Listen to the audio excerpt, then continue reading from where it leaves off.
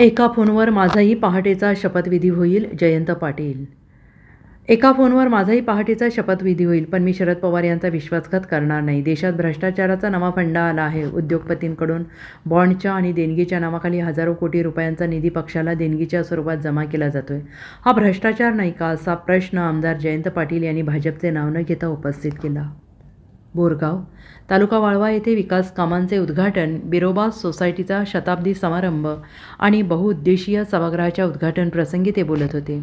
ज्येष्ठ नेते विष्णुपंत शिंदे अध्यक्षस्थानी होते. पाटील म्हणाले, देशातील 4-5 उद्योगपतींची कोटीची संपत्ती हजारो कोटींच्या घरात कशी गेली याची चौकशी कोण करणार?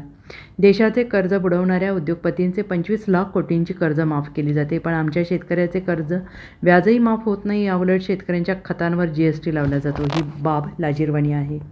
या सरकारने गृहिणींच्या वस्तूंवरही GST लादला आहे. स्वातंत्र्यानंतर देशावर 56 कोटींचे कर्ज होते, आज ते 205 लाख कोटी झाले आहे.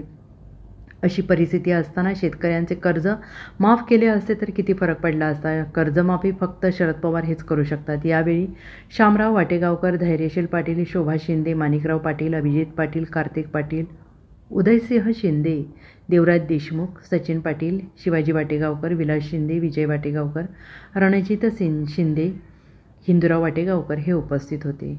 Bureau report, SBN Marathi, Borgaon.